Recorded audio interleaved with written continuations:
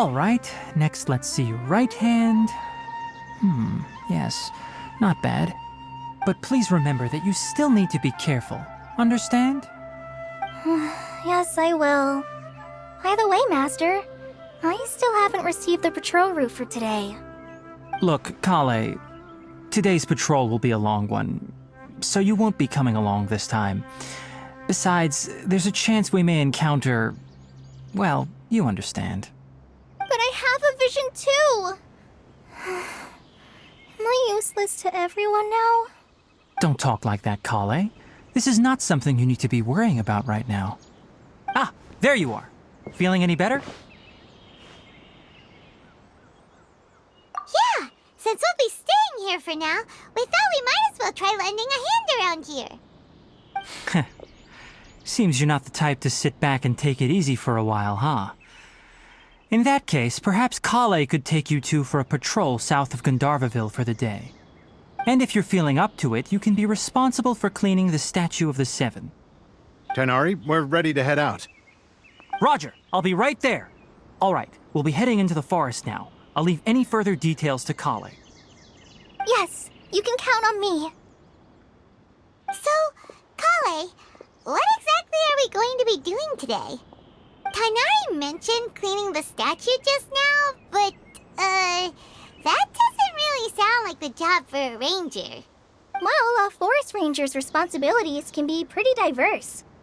They handle a variety of tasks, like checking the condition of outlying roads, maintaining forest facilities, ensuring fire prevention standards are met, and providing assistance to travelers and locals. As for Master, well, he has to handle more dangerous areas of the rainforest. Today we can perform routine checks on the pathway lamps as we make our way to the Statue of the Seven. Paimon, traveler, this way! You can leave the task of checking the lamps to me. In the meantime, you two can keep an eye out for anything unusual.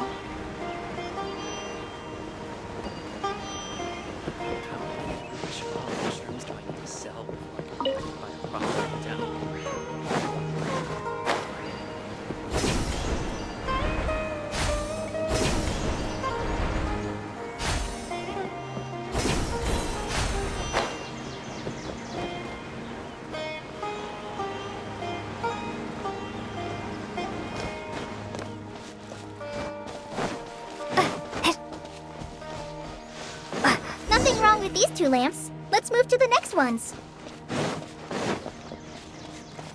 Oh, this lamp seems to be getting a little wobbly. Let me make a note of it. No problems with this lamp. Good.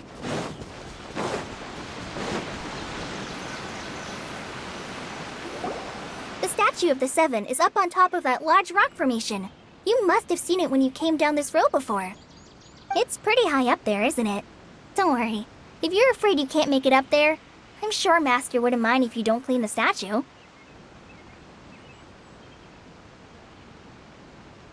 Oh? I guess I'll leave it up to you then. There's not much footing once you reach the statue, so be careful up there. Paimon will fly up with you and help you with those hard-to-reach areas. By the way, Kale, do you know anything about the Dendro Archon? You know, what's she like? That depends. Are you referring to Greater Lord Rukkhadevata or Lesser Lord Kusanali? Huh? Greater Lord Rukkhadevata? Oh, is that the name of the former Dendro Archon? Uh-huh. Greater Lord Rukkhadevata was Sumeru's first Dendro Archon. She created the rainforest as well as the Wall of Samiel around the desert. Her works provided a means of peaceful living for everyone. To the people of Sumeru, she's not only a symbol of wisdom, but also of power and kindness. Unfortunately, she disappeared in a great calamity that occurred a few hundred years ago. According to what Master has told me, the sages later found the newly born Dendro Archon and whisked her back to Sumeru. To celebrate the reinstatement of their lost deity, the sages dubbed her Lesser Lord Kusanali and let her reside in the sanctuary of Sarastana. Uh-huh. Then what happened? Well, and then... I'm not too sure what happened, to be honest. Huh? You're not too sure? But aren't you from Sumeru? Yeah, I'm from Sumeru. Maybe it's difficult to discuss this topic with strangers. If that's the case, then don't worry, we understand. No, it's not that. I'm not trying to hide something from you. Besides, I don't consider you two strangers. Anyway, you two know Amber, right? Wait, Amber? You mean...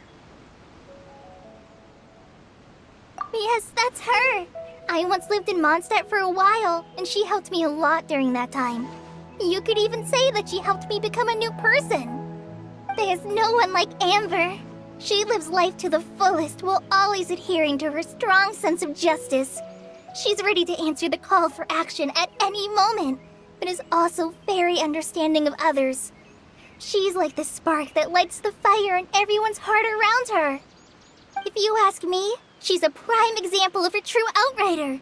She's the first person anyone coming to Mondstadt will meet.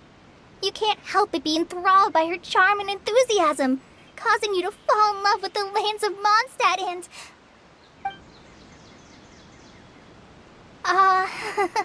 sorry.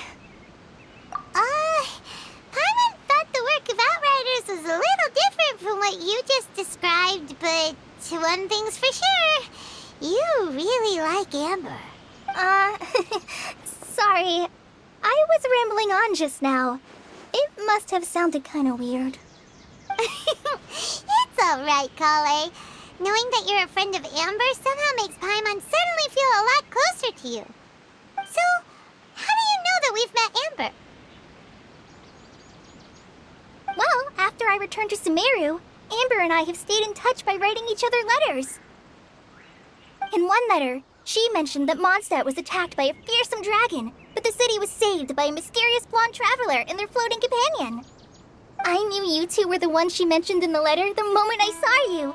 But, considering everything you've been through that day, I thought it'd be inappropriate to bring it up. Ah, so that's how you knew. Yep, so please know that you two have my complete trust, really.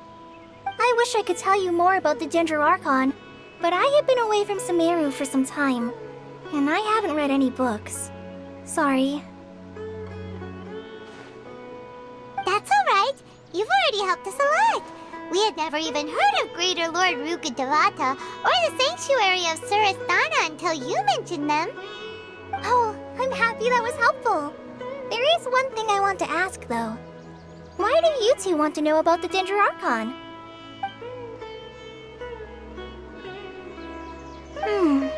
So that's why you're here. Thank you for telling me your story. Don't mention it. We are friends after all, right?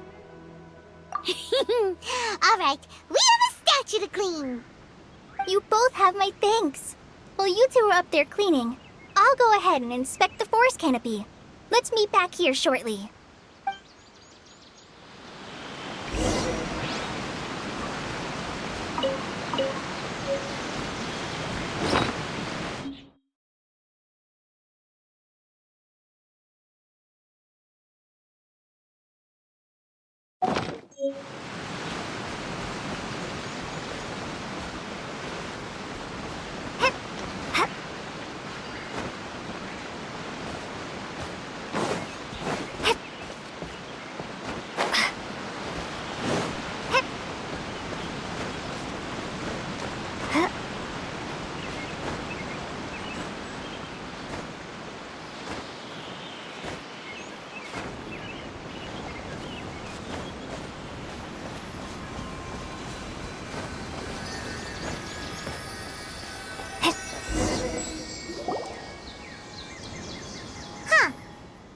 Looks at it, the deity that's carved on the statue is kinda small. Do you think she's supposed to be Greater Lord Rukkhadevata or Lesser Lord Kusanali? The name does seem to fit the statue somehow. Well, anyway, we'll have to figure that out later. Let's get started on cleaning the statue. Paimon will fly up and take care of the top and you clean everything below.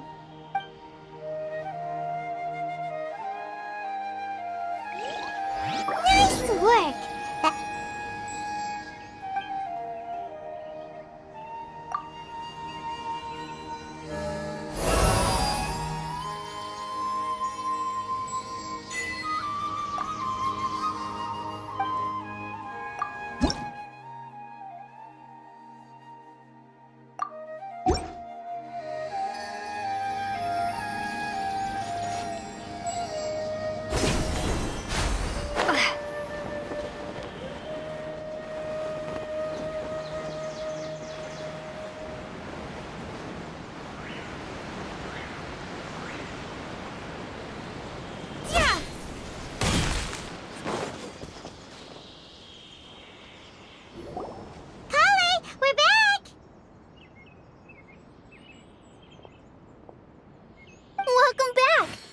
must be tired after all that climbing.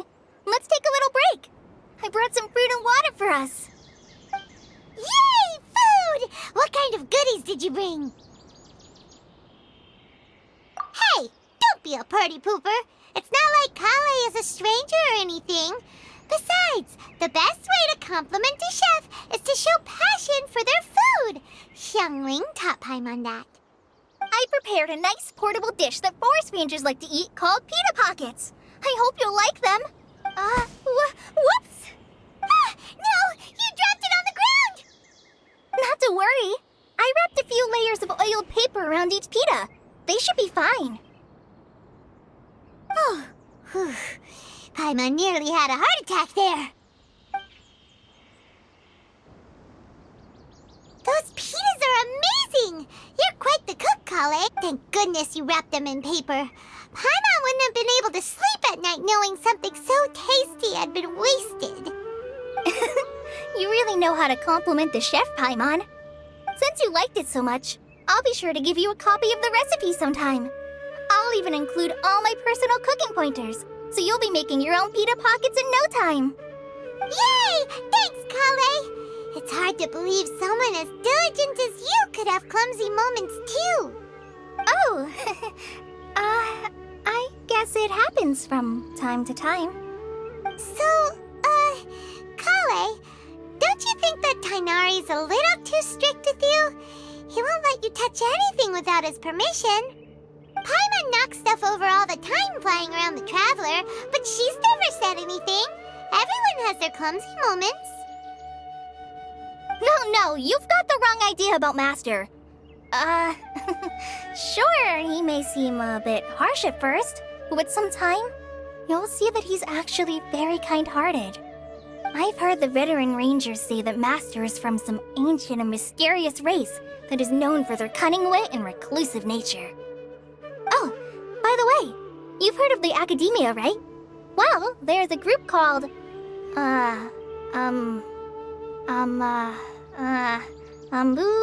something?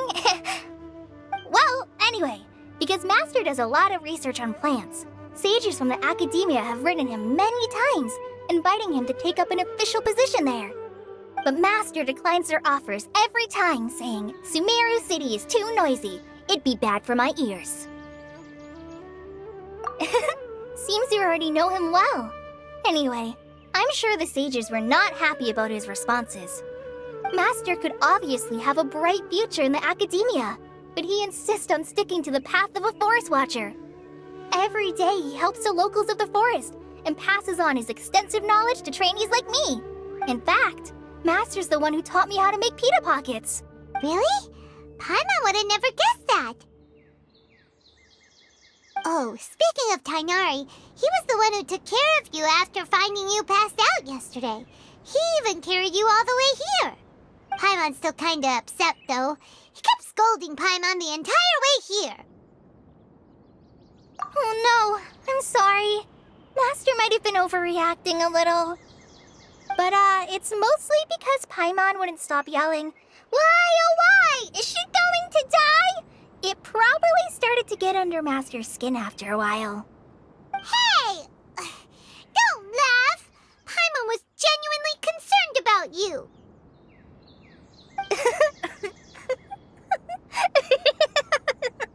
Hey! Now even Kale's starting to laugh. Ugh, that's it! Paimon won't forget this! It's time for some primordial wrath! No! Don't touch me!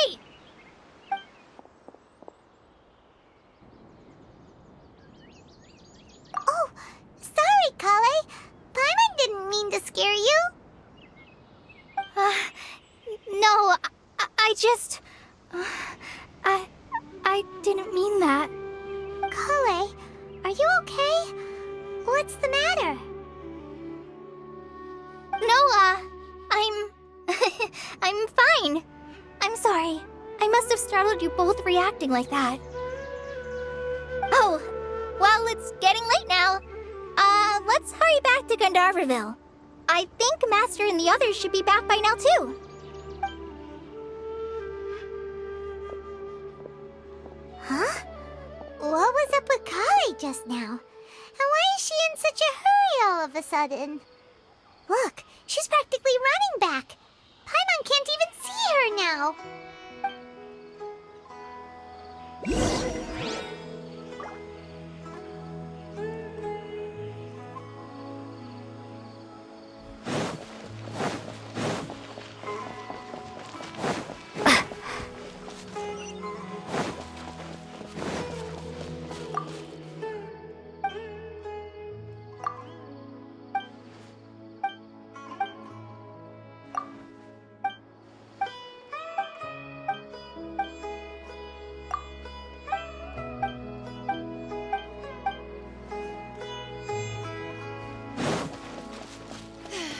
The rainforest climate is far more pleasant than that of the desert. Ah, Traveler. You've returned. Yep, we're back. Have you seen Kale by any chance? Oh, Kale? Yes, I saw her go into her room just a moment ago. Oh, okay. Guess we'll just have to wait and talk to her tomorrow then. The rainforest climate is far more pleasant than that of the desert.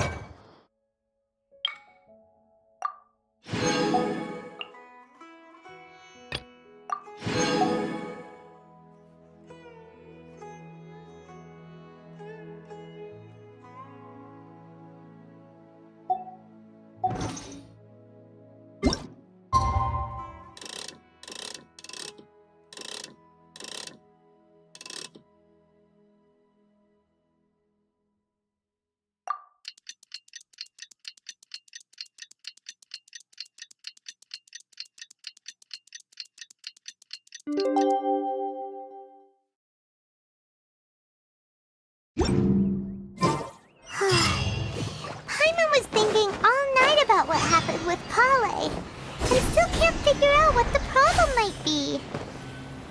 Maybe she's in a better mood now. Let's go check. Ah, it's you two. I was just about to go look for you. Huh? Tainari? What are you doing here? Where's Kale? I came to check on Kale's condition. To put it simply, she's not well. You mean she's sick? How could she be... Oh, wait a minute. Could it be because of what Paimon did yesterday? No need to worry. Something as small as you could never harm her. This sickness is something that Kale has been dealing with for some time. Kale has been more excited than usual since you two arrived. A little too much so, to be honest. She hasn't remembered to take care of herself. I suppose it's understandable, though. She hasn't been around anyone she considered a friend for some time now. It must have been refreshing for her to have you two here. So, Tainari, what's really wrong with Kale? Let's take this conversation elsewhere. Kale just fell asleep after taking her medicine. She needs some peace and quiet.